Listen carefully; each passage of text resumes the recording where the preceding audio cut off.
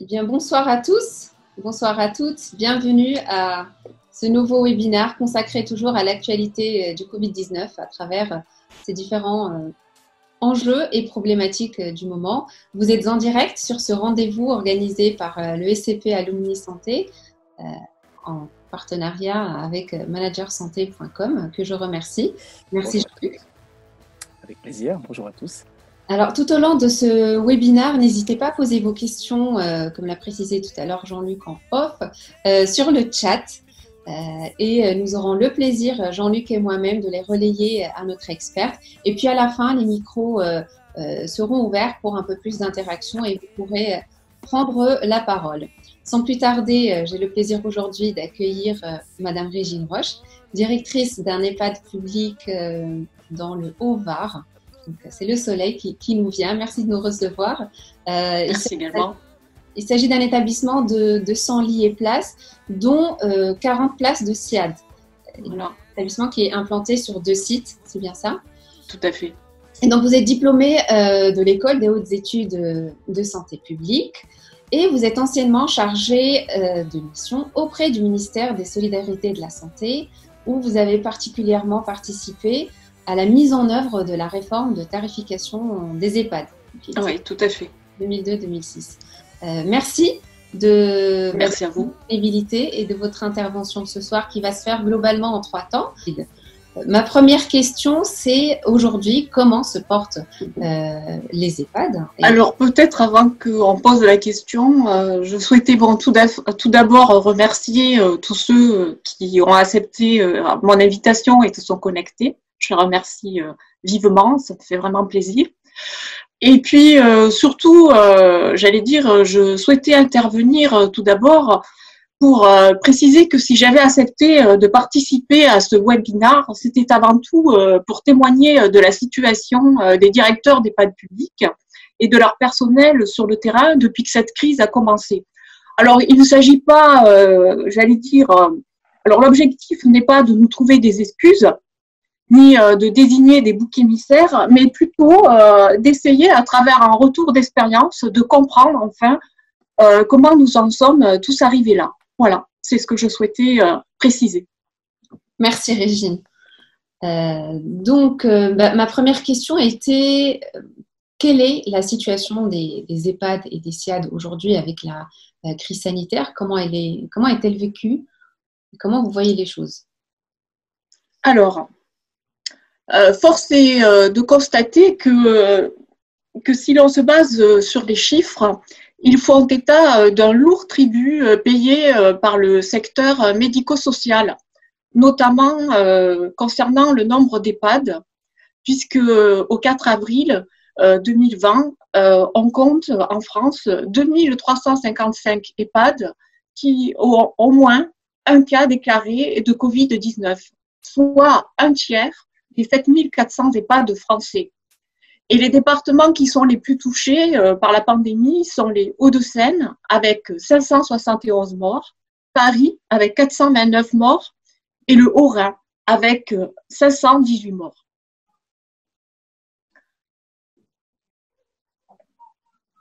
Alors, je reviens. Alors, pour faciliter justement la compréhension de mon propos, je vais revenir sur la terminologie utilisée dans le secteur médico-social.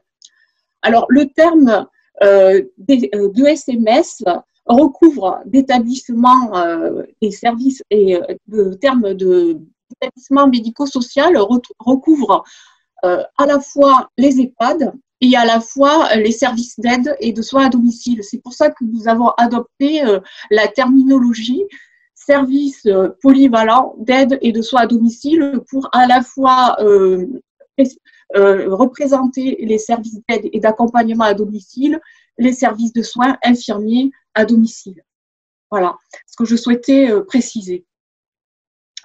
Alors, concernant justement les faits que j'ai évoqués tout à l'heure, effectivement, le lourd tribut payé au secteur médico-social fait état aussi dans les EHPAD de 7752 résidents décédés et parmi le personnel de 13 645 cas confirmés de Covid-19.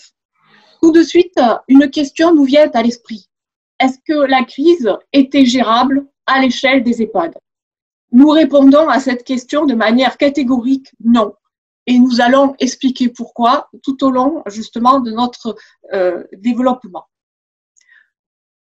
En effet, en dépit du déclenchement le 23 mars 2020 de l'état d'urgence sanitaire, qui est un cadre juridique pour gérer une crise inédite, au sens où sur cette base juridique, le Code du travail a été modifié, mais également au directeur d'EHPAD a été conféré un pouvoir de prendre des mesures exceptionnelles en matière d'organisation pour faciliter justement l'accompagnement de qualité des personnes hébergées. Il faut le reconnaître, dès le début de la crise, il y a eu un manque évident de préparation. Et ce manque évident de préparation, il est dû à une sous-estimation de la gravité de l'événement indésirable. En fait, cela tient à notre culture du risque, qui considère le risque pandémique comme un risque marginal, peu susceptible de se produire. Notre organisation sanitaire étant suffisamment robuste pour faire barrage. D'où, en pratique, le déclenchement tardif du plan bleu, qui, mi-mars, alors qu'il aurait dû être activé, en fait, fin janvier, et qui a amené à une relecture de la notion de gestion de crise par son exceptionnelle durée, 2 mois, laquelle s'explique en fait par une cacophonie dans le déploiement des mesures de protection qui a eu pour effet une mise à mal de la capacité de réponse des EHPAD, qui a aggravé sur certains territoires l'impossibilité de s'inscrire dans un exercice territorial de la gestion de crise. Donc, à la question, les EHPAD disposent-ils d'outils adaptés pour gérer une crise épidémique? Nous répondons sans aucun doute par l'affirmative. En effet, il faut savoir que la gestion de crise repose sur des étapes clés qui obéissent en fait à une chronologie dans le temps. Et elle a un double enjeu, la gestion de la continuité de l'activité en adaptant les ressources humaines à un mode d'organisation dégradé et la protection du personnel et des résidents en prenant les mesures de prévention et d'information adéquates. Alors, la démarche de prévention est d'autant plus déterminante qu'elle conditionne en fait la capacité de réactivité de la structure. Aussi, si cette étape n'a pas été suffisamment organisée, il sera particulièrement difficile pour la structure de mobiliser les ressources humaines et logistiques le jour J. Alors, le plan bleu, en fait, est un outil de gestion qui a été institué par la loi du 7 juillet 2005 et fait partie intégrante du projet d'établissement. Il est complété par le dossier de liaison unique, de liaison d'urgence et le guide de préparation du secteur médico-social et social à une pandémie grippale. Alors, la particularité justement de son activation a fait qu'il a vu sa mise en œuvre durcie par l'ajout de mesures supplémentaires qui n'étaient pas normalement prévues initialement dans le cadre de la crise du Covid-19 et qui ont contribué malheureusement à un renforcement des mesures de protection. Alors je dis malheureusement parce que ces étapes sont primordiales. Je parle de chronologie dans le temps. En fait, il faut savoir que la prévention, cette étape est déterminante puisque c'est durant cette période-là que non seulement le personnel va intégrer la mécanique, mais surtout au niveau de tout ce qui est élaboration du projet de continuité de l'activité, il va être négocié à la fois avec le personnel et ses représentants. Donc, la difficulté, c'est que ces ajouts de mesures supplémentaires, je fais en l'occurrence référence à l'interdiction des visites, au confinement des personnes âgées en chambre individuelle, à la mise en place de sas de décontamination à l'entrée des chambres et à la mise à disposition des masques, à l'évacuation dans les cas les plus extrêmes des résidents et des familles sont normalement des mesures qui ont vocation à être négociées. Et là, je vais surtout aborder dans un second temps, et bien entendu, le déploiement de mesures d'urgence exceptionnelles, justement les nouvelles prérogatives qui ont été conférées aux directeurs d'EHPAD pour pouvoir assurer la continuité de leur activité. Il s'agit en l'occurrence de mesures qui sont dérogatoires au Code du travail. Les nouvelles prérogatives qui avaient été conférées aux directeurs d'EHPAD étaient justement dérogatoires au Code du travail, donc j'avais entre guillemets évoqué les nouvelles possibilités qu'il avait. Et en l'occurrence, elles sont aussi dérogatoires au Code de l'action sociale et des familles, puisque ce qui est inédit, c'est qu'elles lui permettent d'adapter justement les conditions de fonctionnement et d'organisation de sa structure, et surtout de dispenser des prestations. Il va sans dire que ces mesures seront d'autant plus acceptées par le personnel et ses représentants qu'ils auront été négociés en amont, à savoir que le personnel aura été sensibilisé à l'impact de la crise sur l'activité et aura été surtout associé à l'élaboration du plan de continuité de l'activité pour dégager ensemble les solutions les plus adaptées, ce qui évite ce que j'évoquais tout à l'heure, l'effet massue. Voilà. D'accord. Bien. Tout le monde entend. Nada, tu entends? Oui? Bien. Voilà. Donc du coup, pour poursuivre dans cette première présentation, la suite de ton exposé donc portait sur les mesures qui permettaient de pouvoir apporter des pistes, notamment en termes d'alternatives par les chefs d'établissement, notamment exerçant dans les secteurs, dans les structures médico-sociales, en EHPAD en particulier. Alors, quel était le sens de ton propos justement par rapport à cette continuité de l'activité, le plan de continuité d'activité, voilà, du point de vue des directeurs en fait, nous avons choisi de montrer, à travers notre expérience du terrain, que les pratiques de coopération existantes peuvent permettre d'assurer la continuité de l'activité lorsque les conditions sont réunies pour passer d'une pratique interne à une pratique territoriale de la gestion de crise. Alors, notre activité, c'est un EHPAD, ça a été dit en introduction, de 200 lits et places, dont 40 places de services de soins infirmiers à domicile pour 120 ETP, c'est-à-dire équivalent temps plein, et qui est géré en direction commune, réparti sur 2 sites et qui est géré en direction commune. Alors, notre structure a pour particularité de ne pas avoir été, de n'avoir à ce jour aucun cas déclaré de Covid-19. En fait, elle a su par son positionnement dynamique dans la filière gériatrique, en tant que structure d'amont et d'aval, tirer bénéfice de l'agilité du groupement hospitalier de territoire, à mobiliser des ressources pour assurer la continuité des soins en EHPAD et miser sur le renforcement du lien ville-hôpital avec le déploiement de la téléconsultation et le recours à l'hospitalisation à domicile pour éviter les hospitalisations en urgence et réduire le risque de contamination. Alors, je m'explique. Ce n'est pas la crise et ce ne sont pas le GHT, son adhésion au GHT qui ont contribué au renforcement du lien ville-hôpital. Là, nous sommes justement dans des pratiques de coopération existantes, c'est-à-dire que nous avons en local un problème de permanence des soins et sur, j'allais dire, la zone puisque nous sommes vers les gorges du Verdon, l'outil finalement qui a été déployé, c'est la téléconsultation, l'objectif étant de permettre d'assurer la permanence des soins, notamment concernant les résidents. Voilà, sur les périodes où c'est particulièrement délicat. Donc, dans le cadre de la crise, notre EHPAD a pu tirer justement bénéfice de cette dynamique territoriale existante pour pouvoir justement, lui, réduire en interne le risque de contamination par le Covid-19.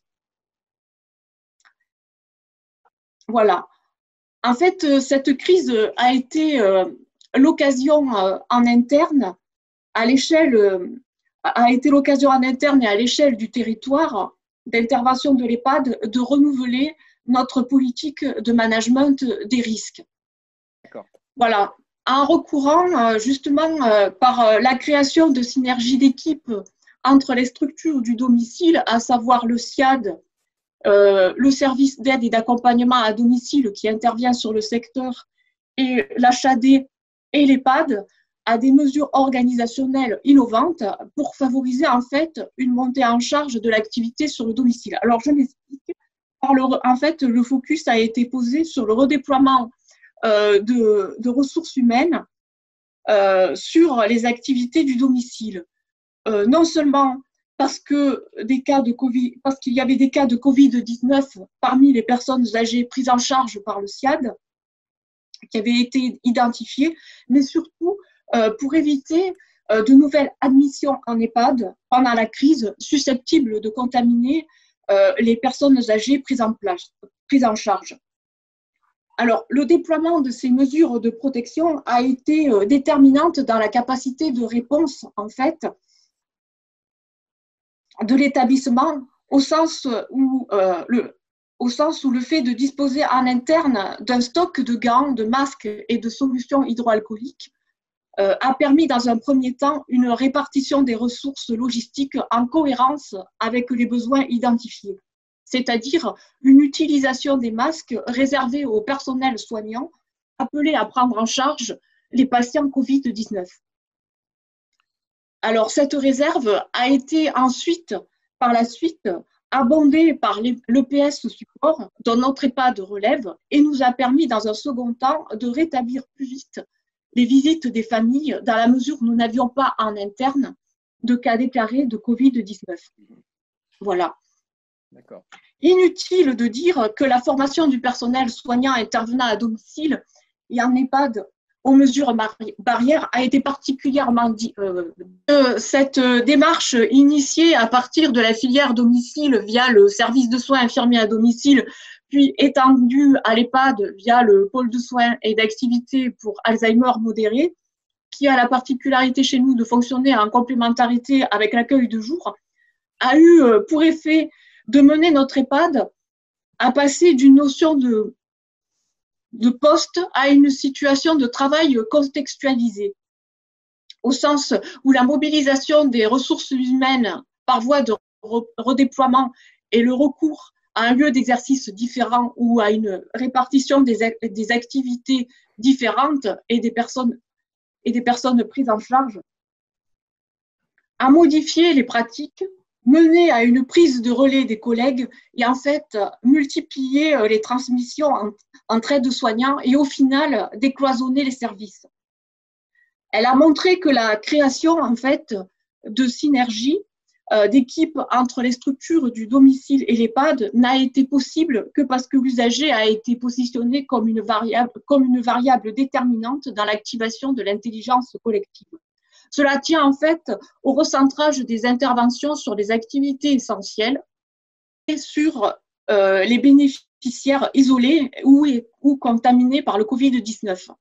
Et surtout à une maîtrise de la communication interne et externe qui s'est traduite en pratique par le déploiement d'outils de gestion de crise et d'alerte, à savoir le partage des données et la collaboration en ligne avec les autres acteurs du domicile, mais aussi au recours à des solutions multicanales du type SMS, appel vocal, email, avec gestion des backups et des réponses. Est-ce que tu souhaites poursuivre justement donc, je dirais ton exposé peut-être sur des éléments de mise en perspective, parce que là tu as fait un retour d'expérience tout à fait intéressant, je dirais dans un contexte un peu inattendu. Donc tu as expliqué en quoi, je dirais, il y a une mobilisation collective très très importante et avec un certain nombre de leviers en lien avec le plan de continuité de l'activité pour ce qui concerne, je dirais, ton environnement territorial.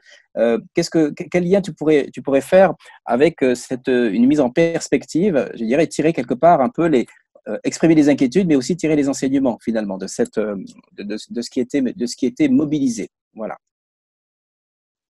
Nous avons fait le choix de redéployer le personnel comme justement le prévoit le plan de continuité d'activité sur le domicile pour faciliter une montée en charge de l'activité et juguler la crise du Covid-19 à l'amont pour éviter justement une propagation du Covid-19 au niveau de l'EHPAD. Donc l'idée, ça a été justement de faire en sorte qu'il n'y ait pas de nouvelles admissions et que grâce à l'HAD, les personnes prises en charge par le service de soins infirmiers à domicile soient directement, j'allais dire quelque part, le terme n'est pas bon, mais pas traitées, mais prises en charge à la fois par le SIAD et l'HAD, pour justement éviter qu'il puisse y avoir une entrée en structure. Et d'autre part, faire en sorte qu'il y ait moins de turnover et qu'au niveau de l'EHPAD, il n'y ait pas de contamination par le Covid-19. Voilà. Et donc, ça a été possible justement parce que en mettant l'usager au cœur, j'allais dire, de cette organisation, nous avons réussi à créer des synergies d'équipe entre les équipes du domicile et les équipes de l'EHPAD. Nous sommes, j'allais dire, hors crise, nous sommes quand même dans une activité qui est assez saucissonnée. C'est-à-dire que même si le personnel se côtoie, se croise, ils n'ont pas l'habitude de travailler ensemble. Ce sont des services qui se font concurrence.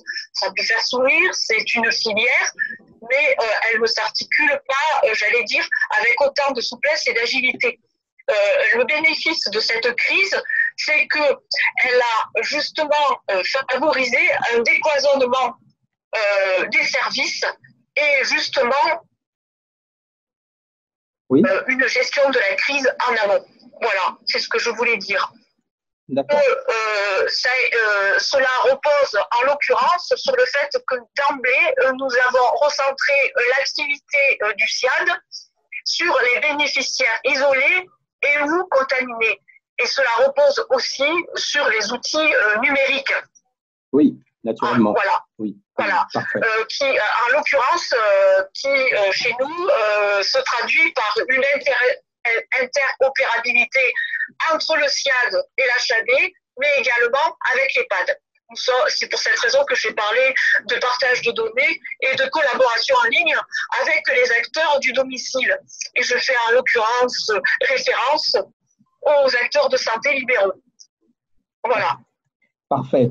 Merci beaucoup pour cette précision, en tous les cas très, très étayée comme d'habitude, Régine. Alors, Nada, est-ce que tu as les questions, est-ce qu'il y a d'autres questions qui sont posées en filigrane? Voilà.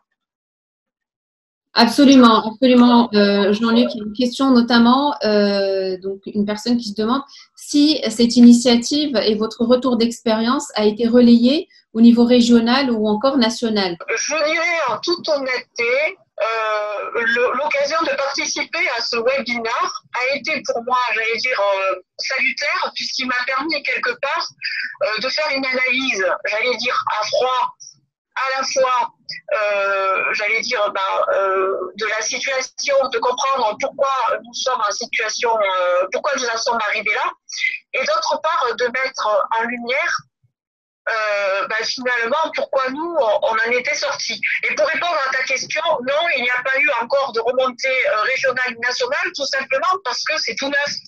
Et que, j'allais dire, on n'en a même pas, on n'a pas eu le personnel, là, je veux dire, ce matin, je l'ai vu, on en a parlé, mais il n'y a pas eu encore de grosses réunions de débriefing là-dessus. D'accord. Donc, ça veut dire que les tutelles, par exemple, si je fais référence aux agences régionales de santé, il n'y a pas eu encore, je dirais, de recommandations ou de modalités pour essayer de valoriser peut-être justement un certain nombre de dispositions que tu as prises, je dirais, en collaboration à l'échelon local.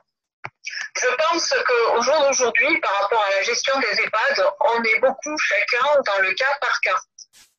D'accord. C'est-à-dire que Voilà, c'est-à-dire que chacun vit la crise. C'est ce que j'ai expliqué d'ailleurs. On a une hétérogénéité dans la qualité de la gestion de crise parce que c'est le contexte d'exercice qui est déterminant. En fait, il est devenu pour certains un facteur discriminant. Nous, en fait, on a eu la possibilité d'avoir cette dynamique en local, justement parce qu'on pouvait s'appuyer sur des pratiques de coopération existantes. Je veux dire, c'est pas la crise qui a, entre guillemets, créé ces coopérations. Elle a juste, elle, favorisé le décloisonnement. Oui. Voilà. Merci beaucoup. Donc, si tu veux, c'est cette plus-value-là qu'effectivement, on pourrait, en l'occurrence, faire remonter à l'échelle de notre établissement. Pour relayer peut-être d'autres questionnements qui ont été posés, Nada, est-ce qu'il y a d'autres questions? Oui, il y a d'autres questions, dont notamment une qui a été posée lors de l'inscription, justement par une personne qui s'interroge sur vos démarches de contrôle de la qualité de l'air, des éventuelles contaminations au sein de l'établissement, parce que tout à l'heure vous parliez d'interopérabilité et de la technologie qui vous a été grandement utile pour la gestion et la circonscription de la crise. Qu'en est-il des mesures pour contrôler la qualité de l'air, pour mesurer peut-être le respect des distanciations? Voilà. Tu as entendu Régine? Oui. Alors voilà. Alors quel est le retour d'expérience actuel par rapport à ces mesures dites de protection, voilà, des résidents, mais aussi des personnels? Alors les mesures de contrôle de la qualité de l'air, je vois pas très bien à quoi fait-il allusion. Probablement aussi par rapport au contexte, je dirais, pandémique actuelle, c'est-à-dire avec un certain nombre de dispositions probablement en matière de sécurité qui doivent s'appliquer aussi pour les établissements médico-sociaux. Donc voilà. Les mesures barrières, j'allais dire tout ce qui est gestes d'hygiène, en l'occurrence, j'allais dire ça c'est dans le cadre de la démarche du risque, de la prévention du risque infectieux. Après tout ce qui est mesures, parce que moi ce que j'ai expliqué, j'allais dire, et par rapport justement à cette synergie territoriale. Il faut savoir quand même que l'interopérabilité n'a pas fait en sorte que ces acteurs soient sur site. La communication guidée d'utiliser l'outil numérique, c'est justement d'être entre guillemets en synergie à l'instant T, c'est-à-dire de pouvoir prendre les mesures adéquates sans que les personnes ne soient physiquement présentes.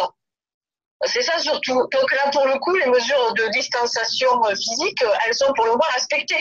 Ce que j'ai bien montré, c'est que finalement, le personnel qui a été redéployé sur les domiciles, lui, il est resté confiné sur site, mais il n'en a pas été de même du personnel qui, lui, intervenait en EHPAD.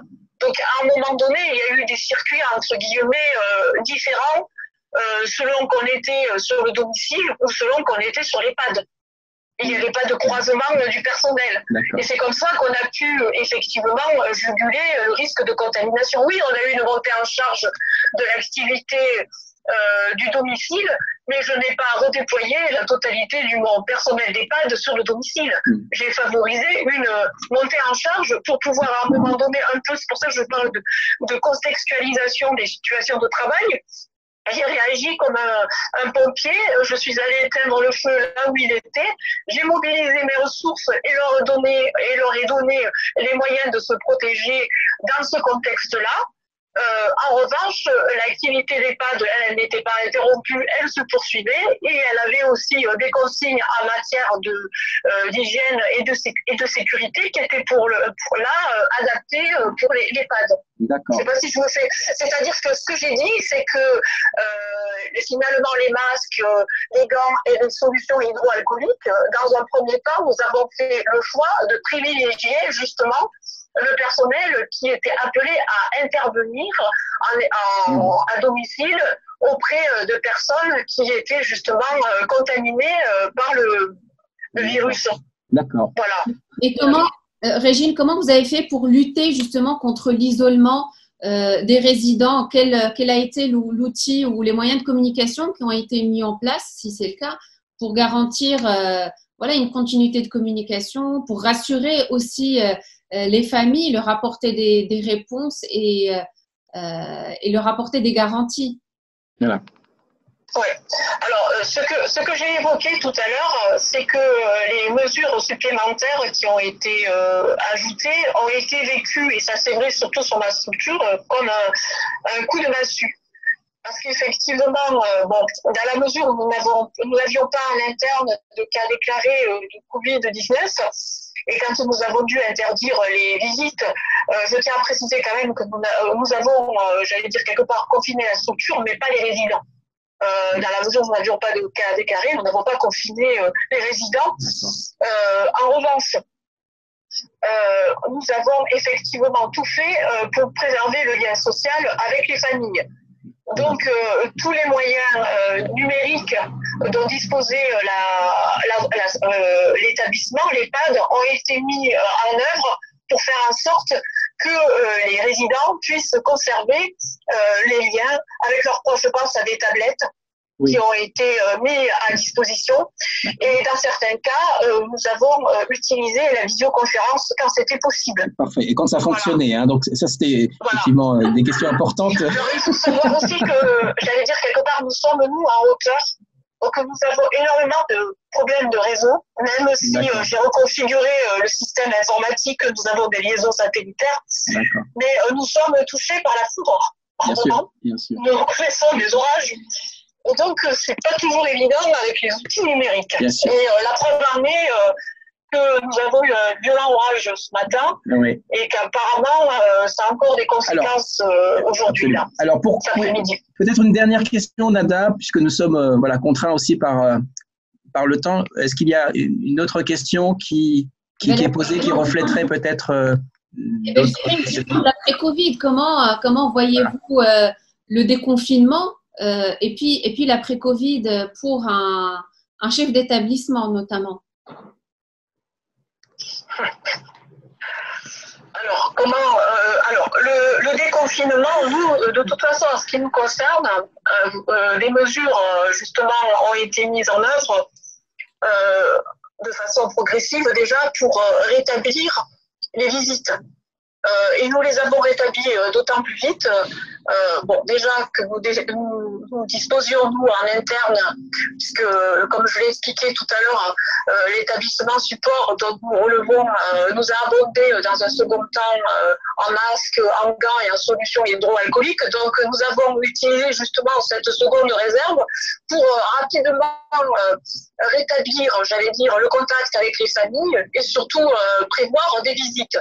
Alors, le déconfinement, pour nous, bien entendu, il va se faire de façon progressive, mais on va quand même donner, dans la mesure où nous avons très peu de cas, la possibilité aux familles de plus en plus de pouvoir rendre visite à leurs proches, à leurs aînés.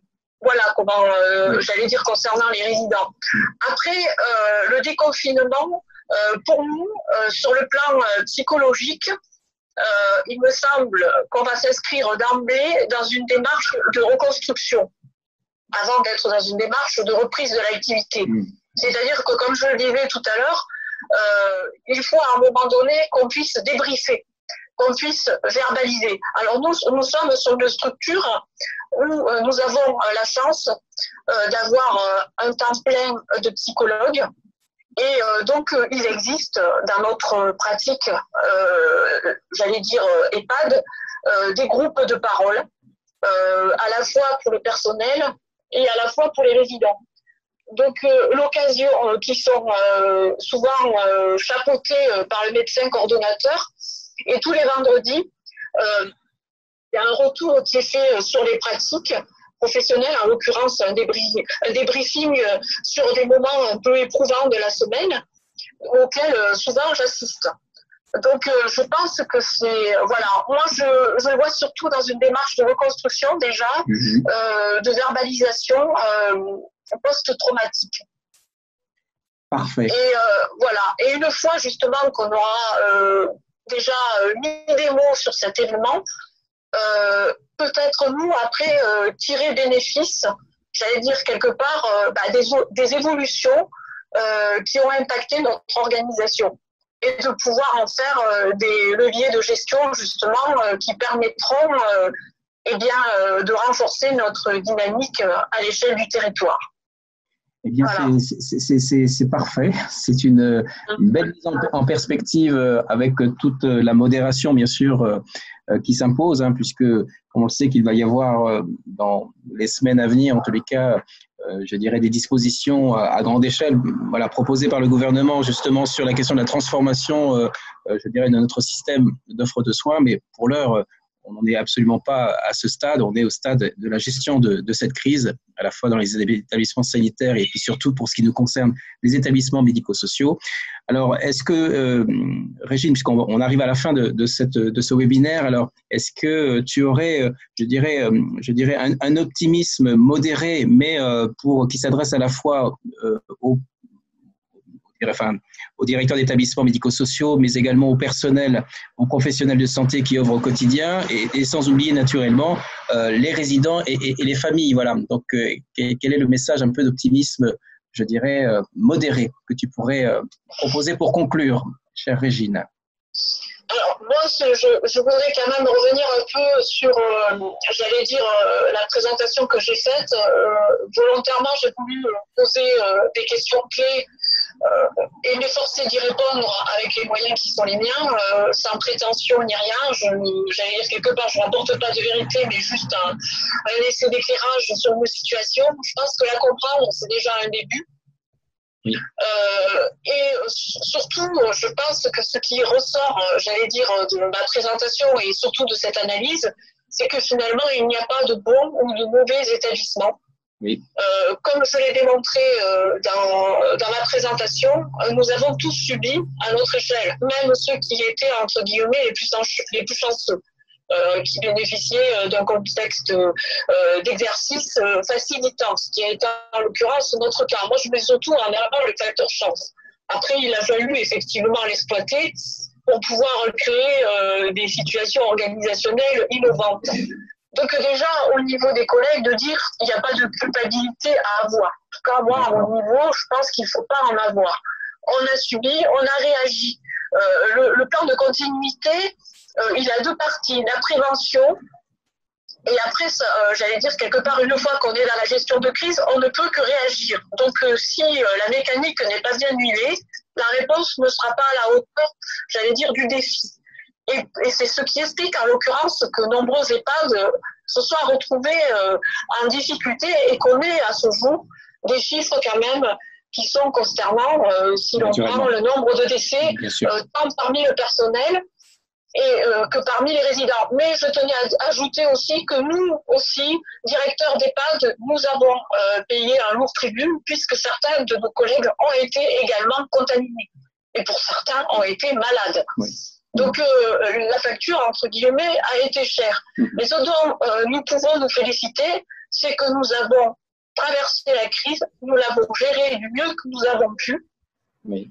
Et nous avons montré effectivement, eh bien, que pour certains, nous étions capables de nous inscrire dans une gestion territoriale de notre EHPAD, que le groupement hospitalier de territoire, finalement, il ne faisait que mettre en lumière, en éclairage, les failles ou les qualités des synergies locales qui avaient pu se créer, oui. Et que bien souvent, il pouvait être facilitant, parce que c'est quand même un outil, j'allais dire quelque part, qui permet au niveau du déploiement, des mobilisations des ressources humaines et logistiques, finalement de pouvoir les mobiliser à un instant T de façon beaucoup plus rapide que si on le fait à l'échelle d'un EHPAD.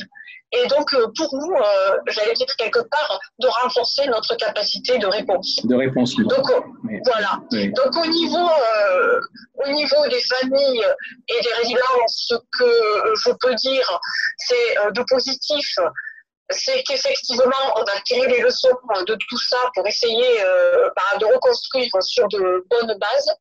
Oui. Que de toute façon, l'EHPAD public, il est appelé à évoluer. Non pas que, j'allais dire quelque part, il n'y aura plus d'EHPAD, mais que nous allons peut-être nous inscrire, et je pense que notre exemple est intéressant, dans un système de plateforme de services, oui. De prise en charge hors les murs, avec peut-être, je sais que ça avait été exposé à un moment donné, la possibilité d'un aller-retour entre le domicile et l'EHPAD. Oui. Peut-être beaucoup plus souple. Mais je me pose la question, est-ce que c'est possible, surtout quand on voit qu'à un EHPAD, on accueille quand même des fins de vie et beaucoup de personnes qui se retrouvent justement à bénéficier de soins palliatifs. Les gens qui rentrent, ils sont malades. Voilà, même s'il s'agit de maladies chroniques, ils ont une espérance de vie en moyenne de 3 ans. Et j'allais dire, quand plus la dépendance est importante, malheureusement, ça peut être au minimum de 6 mois, voire de 2 mois. Voilà. Donc c'est pour ça que sur certains EHPAD, on a énormément de turnover hors crise. Ça s'inscrit logiquement. C'est-à-dire que, moi je prendrais l'exemple d'une crise que j'ai vécue et qui était un peu typique, j'allais dire, du secteur où j'étais. J'ai vécu, moi, une crise en interne d'un rotavirus de la gastro-entérite. Donc, qui, en même pas une semaine, a contribué malheureusement à la mort de plus de 40% de mes résidents, ce qui est énorme, ce qui a alerté à l'époque la DRAS, médecin coordonnateur de l'époque. Alors moi j'étais en centre hospitalier, donc j'allais dire quelque part nous étions très équipés pour tout ce qui est prévention et gestion de crise, mais aussi nous maîtrisions particulièrement tout ce qui était mesures de prévention du risque infectieux. Donc cette crise a été jugulée rapidement en 3 jours. Mais nous avons quand même déploré non seulement, alors pas des pertes humaines parmi le personnel, mais en tout cas le personnel a été lui-même affecté par la crise, puisque un soignant sur 2 était malade. Et d'autre part, moi-même, j'ai été quelque part, je faisais partie des victimes. Et dans la même semaine, j'ai dû justement aller au CROSM, puisqu'à l'époque c'était le CROSM, Commission régionale d'organisation sanitaire et médico-sociale, pour aller plaider en vue de l'ouverture d'un service de soins infirmiers à domicile, pour pas le nommer, de 40 places. Donc j'ai été rapidement remis sur pied. Donc tout ça pour dire que nous sommes habitués à la résilience. C'est ça, voilà. Nous sommes effectivement des crises. Oui. Nous avons l'habitude, j'allais dire, et parce que j'allais dire ce métier nous met à l'épreuve, de réagir, mais de faire front, et puis surtout de rebondir. Bien. Voilà. Tout à fait. C'est un très très beau mot de clôture, Régine. Merci beaucoup. Donc c'est vrai que merci. C'est dommage, je ne vous vois pas. Merci, mais en tout cas tu as les remerciements également des participants, voilà, qui ont beaucoup apprécié, en tous les cas, ton exposé et ton humanité, je dirais, dans la manière dont tu as relaté un peu cette réalité dans ce contexte. Voilà. Nada, c'est à toi. Voilà. Merci Jean-Luc de ta participation, de ce partenariat.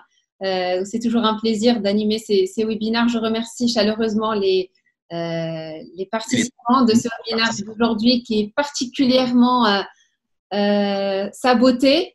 Par qui on ne sait pas, mais bon. Mais on a réussi à arriver au bout, donc on a pu relayer l'ensemble des questions. On a pu trouver le moyen de garder contact et de rompre l'isolement, n'est-ce pas? Oui, tout à fait. Régine qui a pu transmettre beaucoup de messages positifs, de dynamique aussi et de continuité. C'est vrai que cette crise ne nous laissera pas indifférents. Et puis c'est aussi une opportunité de ce que je retiens, de se renouveler, d'avoir encore plus d'agilité et d'offrir aux résidents une nouvelle façon de les prendre en charge, que ce soit en établissement ou à domicile. Encore merci à tous. C'était vraiment un plaisir de vous accueillir à ce rendez-vous hebdomadaire. Je vous donne rendez-vous la semaine prochaine pour parler des chatbots avec Joséphine Arrigui de Casanova. N'hésitez pas à nous suivre sur les réseaux sociaux, sur les sites internet, que ce soit le SCP Alumni ou managersanté.com. N'est-ce pas Jean-Luc? Oui, tout à fait, tout à fait. Et puis effectivement, on aura le plaisir la semaine prochaine, enfin, lors de ce prochain webinaire, de vous retrouver. En tous les cas, pendant que Nada relate donc les remerciements, voilà, donc Régine a également donc ces remerciements qui sont écrits hein, sur le chat. Hein, beaucoup de merci, beaucoup de soutien, de résilience et puis je dirais de bienveillance. Voilà, donc c'est vraiment très très bien. Voilà, et je voulais juste ajouter, Jean-Luc, si tu permets. Oui. Bon, déjà, je souhaitais remercier effectivement ceux qui ont participé à cette web conférence. C'est dommage qu'il y ait eu tous ces soucis techniques, parce que c'est bon, ben voilà, j'allais dire quelque part c'est le direct. Oui. En revanche, je mets à disposition un outil, une fiche VK. Je souhaitais quand même en parler. Qui reprend de façon très synthétique et de façon générique tout ce que j'ai pu essayer d'exposer, j'allais dire, durant ces 30 minutes. Absolument, voilà. Absolument. Merci beaucoup Régine de l'avoir rappelé. Donc effectivement, donc le webinaire, comme l'a dit Nada, sera transmis avec le diaporama et les annexes. Donc comme ça, l'ensemble des participants pourront avoir accès aux documents de référence que tu as parfaitement relaté à l'occasion de ce webinaire. Donc, merci à tous. Je te redonne la parole, Nada. Merci. Voilà. Merci encore. Merci à tous. Préciser, Régine, tout à fait. Donc, je vous enverrai les supports, donc les slides ainsi que les fiches thématiques, donc les fiches bonus que Régine a la gentillesse de partager. Les personnes qui n'ont pas rempli le formulaire, merci de me donner vos adresses mail sur le chat. Ça, je peux envoyer à tout le monde. Et puis, passez une très, très bonne soirée. Merci encore une fois de m'avoir suivi. Et puis, portez-vous bien. Au revoir. Merci à tous. Merci Régine. Merci à tous les participants. Merci Nada également. À bientôt. Très bien.